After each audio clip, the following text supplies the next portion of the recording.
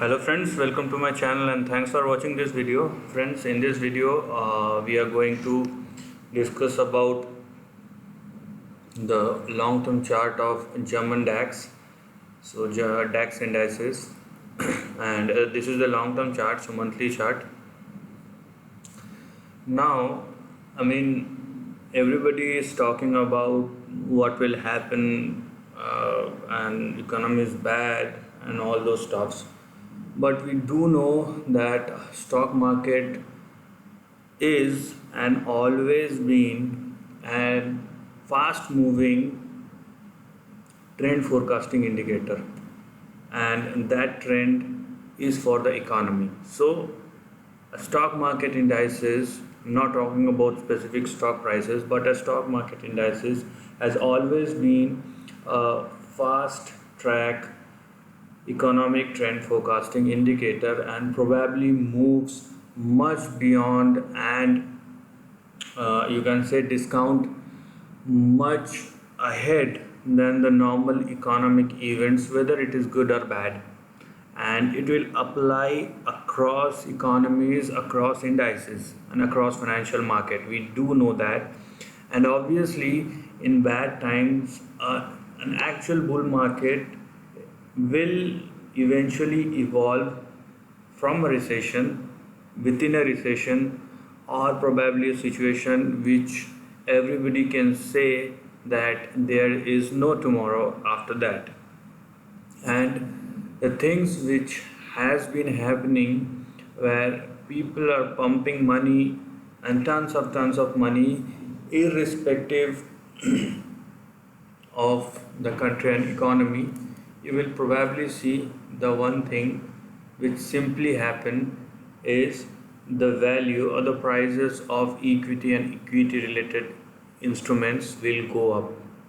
And even though it won't, people who say that the stock market will fall like anything and all those stuffs, let me tell you, the central banks, and everybody knows that. I don't say I'm an expert and all those stuffs, I know all those things, but the thing is, central banks will not make this thing happen. And every time the free market try to act and react by its own momentum, something will happen, some decision has been taken, some money, lots and lots of money has been pumped in, and that makes the stock market resilient on the downside and very volatile on the upside.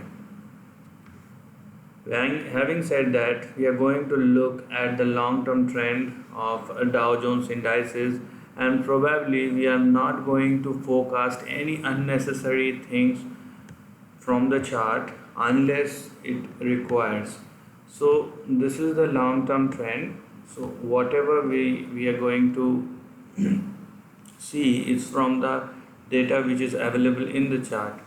So this is the long-term trend, and since 2003 the trend has been shifted on the upside. Now there is another thing which you can see here right now is this one. So there are two probable trends which is actually working simultaneously or side by side. Now you can see that there is a trend which is very much simple to understand. This is the resistance line and this is the support line, and there is no rocket science here.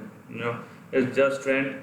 And those people who are saying that we will follow trend, then we should keep our mouth shut and follow the trend rather than doing unnecessary forecasting. I do know that there are lots of things which are very hard to understand, but there are some people who make the rule, there are some people who understand the rule, and there are some people who just want to play with those rules. So these are three different categories and we need to decide what we have to do. So this is the simple trend which I probably understand in this chart, and if you look a bit more short term, then we can consider this line as well, because this can probably be an intermediate resistance or hurdle in the short time. So as you can see, it's very simple to understand, I am very clear with the charts, because if the charts prices are not moving, why do I unnecessarily say that some doom is going to happen? Obviously, if something is about to happen, it will indeed happen. So this is the immediate support of 8826, and we are going to first look at the downside and the important support levels, and if it indeed breaks down, so 6691, and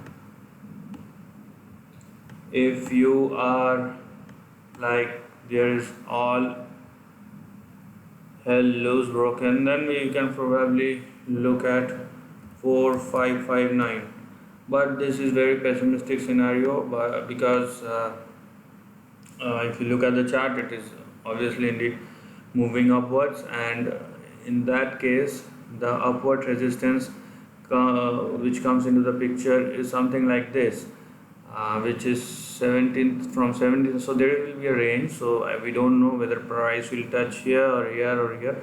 So what we can probably do, we can create a range which is from 17,000 knot to 20,000 knot. So 17,000 to 20,000 on the upside, and this is the immediate resistance or intermediate resistance, which will probably happen in some months. And now we are going to, in the long term, we are going to focus on this line, and the range will persist in between 23,000 odd to 28,000 odd levels. So 23,000 to 28,000. Okay. So this is the level we are looking, and if things are going a bit high, or things you can probably say a bit more positive, then we can probably look a range from 24,000 odd to even 33,000. So 24,000 odd to 33,000. So what I'm saying is, there is a higher probability when the global liquidity is on a roll. We don't know where it will leads to, but there is very few instrument in the financial market which will give you returns. Whether it will have a value or not, we don't know, we don't want to understand, but in order to make things going on, to consume some things, we need something in exchange which has a value and which we believe has a value. It's currency, and it is moving and it is rolling on, and things are looking on the upside. So these are the major support and resistance which will probably come in the years, which we can see that where the trends will move in the years to come. But I have a firm belief that things will go much higher before it cracks down like it happens in 2007 and 8. This is the end of the video. Thanks for watching. If you have any share suggestion, comments, or any of the things, do write on the comment section, and if you indeed like it, do share my video. Thanks for watching. And lastly, take care of your family and friends.